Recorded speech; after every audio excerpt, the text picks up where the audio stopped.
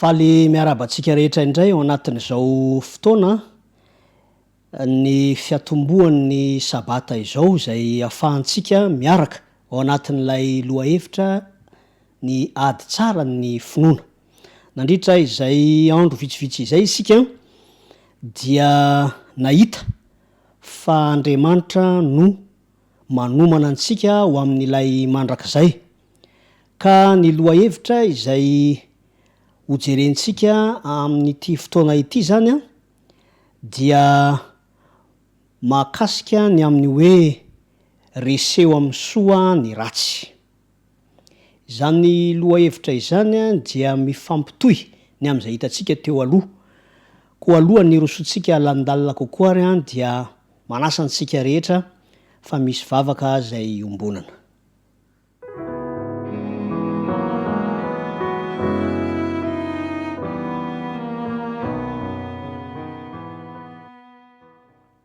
Isaoranay ianao tompo ray tsara indrindro, fotoana izay ahafahanay mbola manana tompo-havelomana, trampananarana ihany koa eo amin'ny fomba fitondranao ny fiainanay, eo amin'ny fomba izay hanomananao ny mombanay tsirairay avy ho any amin'ny fiainana mandrakizay.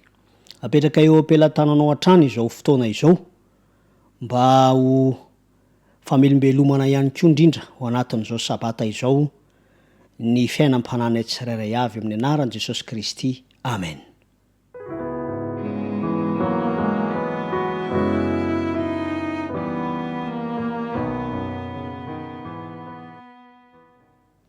Mety hatrika toejahatra maro isan-karazany tsy araky ny kajy maha-olombelona isika ao anatin'ny fiomanana ho any amin'ny fiainana mandrakizay.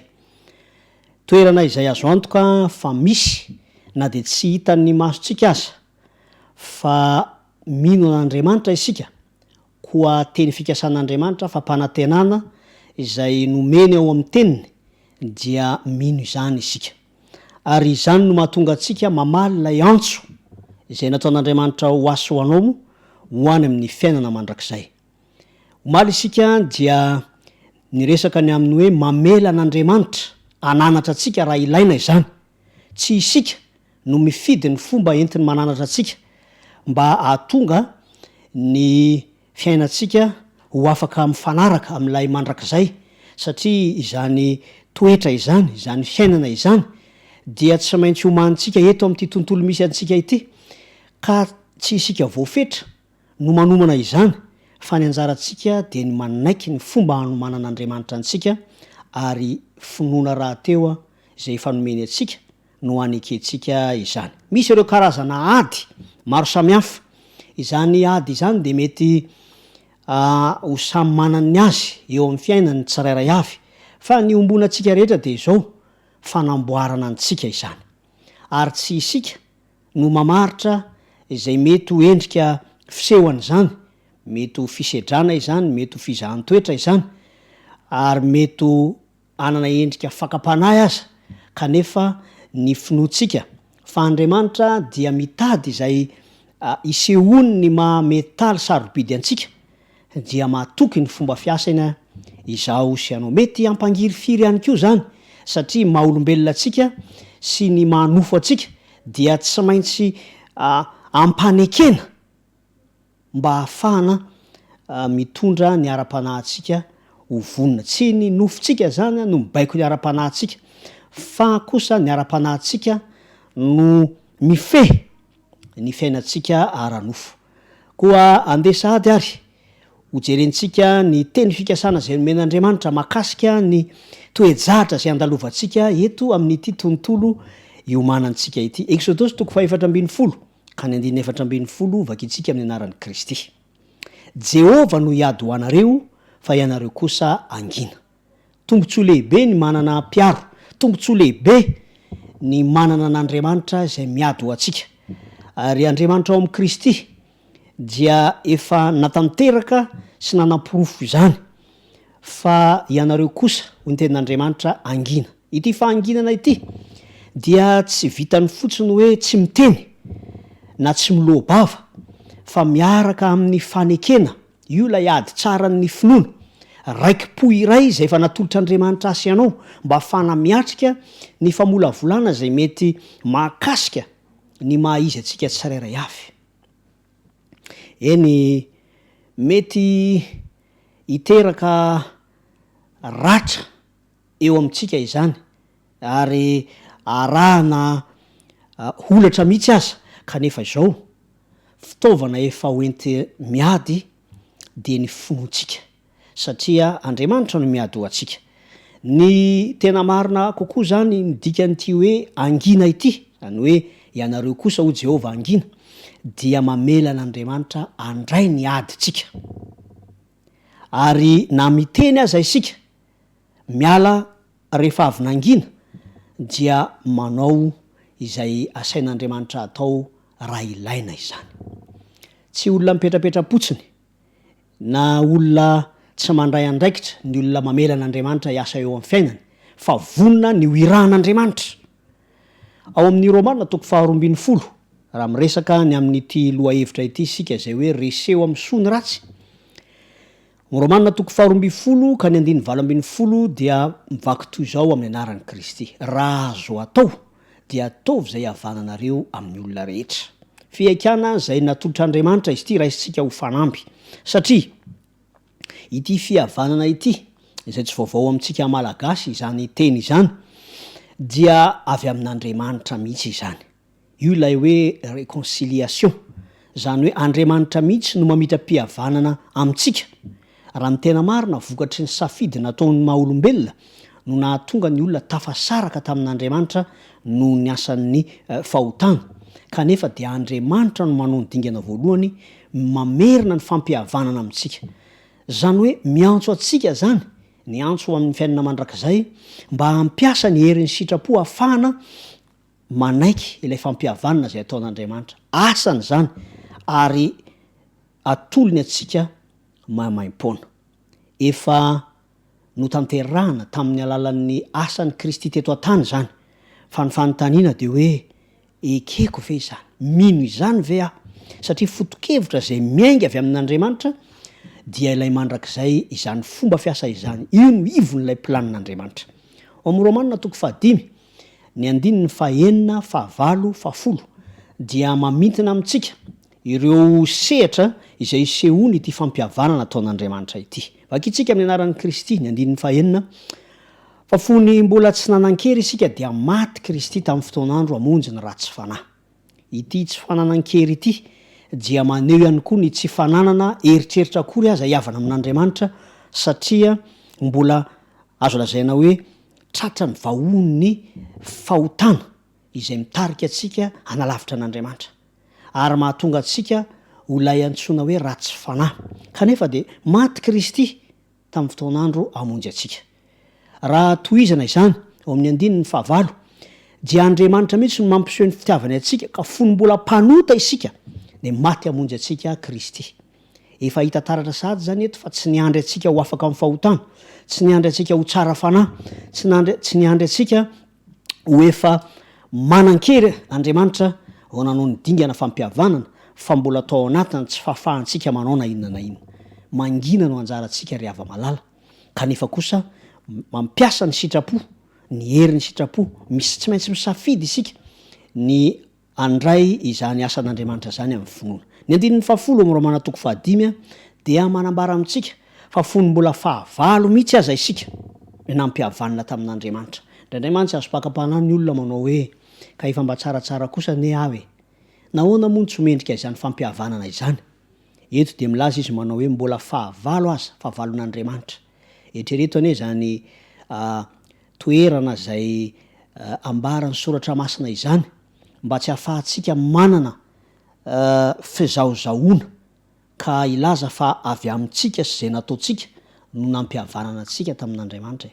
Mbola fahavalo aza isika. Tamin'ny nahafatesany zanak'Andriamanitra dia nampihavanana isika. Raiso tombotsoa zany ry havana malala, ary mino afa zava-dehibe ho atsika ny manana ny finoana izay natolotr'Andriamanitra ho atsika mba ahafahantsika mampiasa izany handray izay nataon'Andriamanitra ho antsika.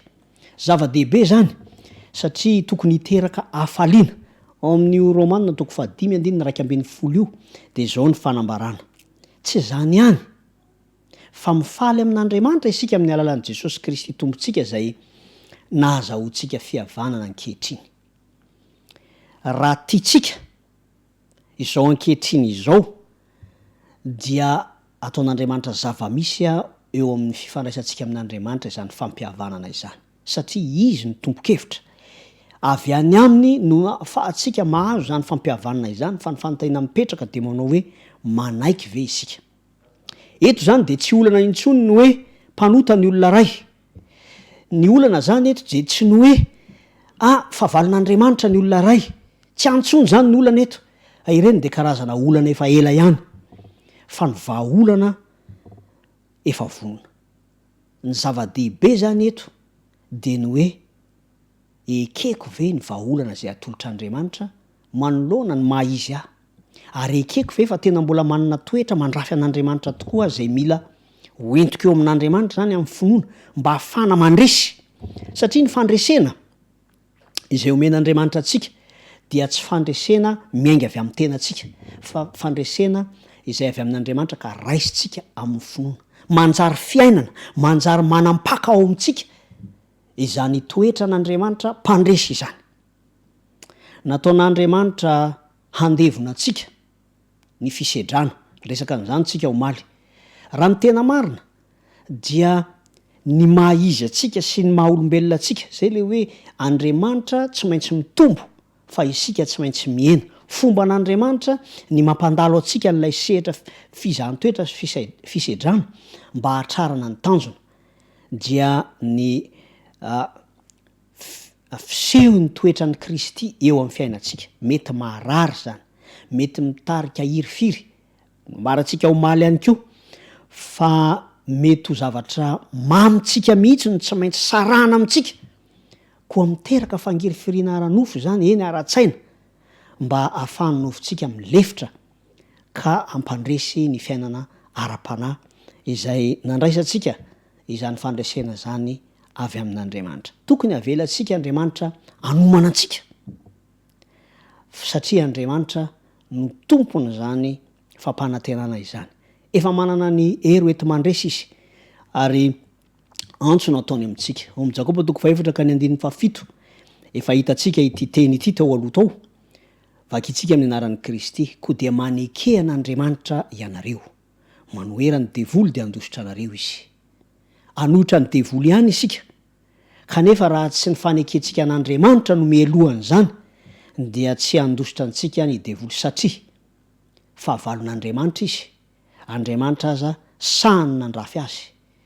Ka raha itsika izao dia tsy maintsy ny fanekentsika an'Andriamanitra no ampandresy atsika satria ny fandresena dia avy amin'Andriamanitra. Mahafinaritra nefa fa ny teny fampanantenana, teny fikasana zay atolotra atsika ao amin'ny Jaona 1:5-4 tapany faharoa dia mivaky toy izao amin'ny anaran'i Kristy.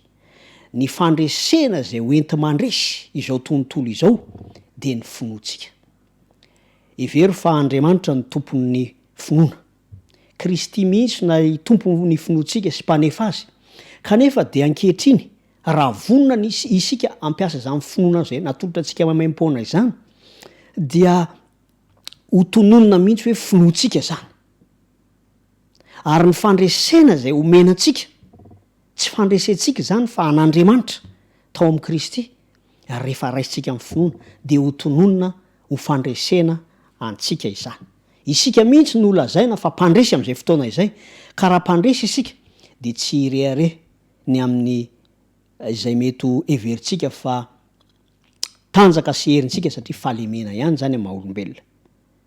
Amin'ity fotoana ity dia tiako ny iombona fifaliana amintsika satria ny fandresena izay no manin'Andriamanitra ho atsika eto amin'ity tontolo voafetra ity dia fandresena izay tsy mijanona fotsiny eto fa mamaritra ny ho avy mandrakizay antsika. Fandresena fahotana, fandresena ireo zay atao hoe karazam-pahotana malaky mahazo antsika. Fandresena ihany koa eo amin'ny fisedrana zay avelan'Andriamanitra andalovantsika ary fandresena eo am're mifakapanahy zay azo lazaina hoe ampiasain'lay fahavalo kanefa avelan'andriamanitra mba afana maneo sy iseholy ny voninahitr'andriamanitra eo amin'ny fiainako sy ny fiainanao. Tianao ve zany? Ankasitranao ve zany hoe fiainana iseholy ny voninahitr'andriamanitra fa raha ny marina de zao efa nomanin'andriamanitra ho antsika ny fandresena.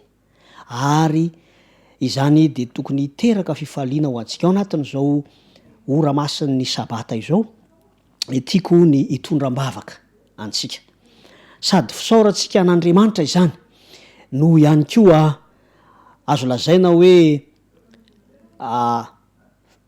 fifampaherezana, fiarahana tanana mifandray ahafahantsika miaraka mandrakariva manantena amin'andriamanitra koa isy vavaka ary izay ho tanterana. Asaiko ampanajana isika mba iombona am'izany vavaka zay atao izany.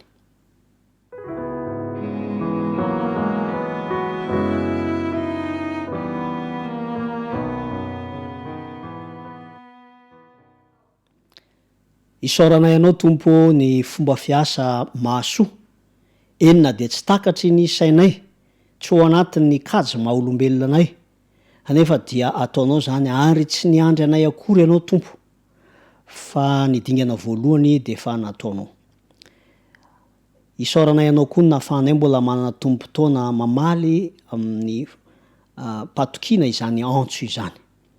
Koa na inona toejatra zay manodidina anay hitondranao anay de aoka amin'ny alalan'ny finoana zay efa natolotrao hoekenay zany. Anaiky ihany koa ny amboarinao zay afana manala ireo mety sakasakana rehetra tsy ahafahanay miaina ny mandrakizay. Afana ihany koa manaisotra ireo zay mitambesatra ka anakana anay tsy androso eo amin'ny fiainanay ara-panahy.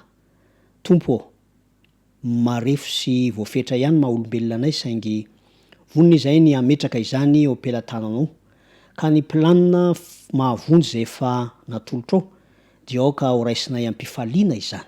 Koa fanandramana mahafinaritra ao anay indray ny handroso amin'izany ara-panahy izany satria matoky ny fomba hitondranao anay tsirairay avy izay. Tononona ny vavaka ho amin'ny anaran'i Jesosy Kristy. Amen.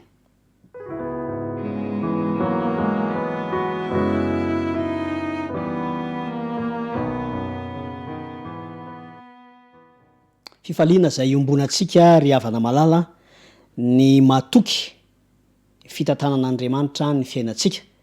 Koa mametraka indray ny mandra-piaona amintsika tsirairay avy ary mirary ny fiadanan'ny Tompo eo am-piandrasana ny fiaviany be voninahitra.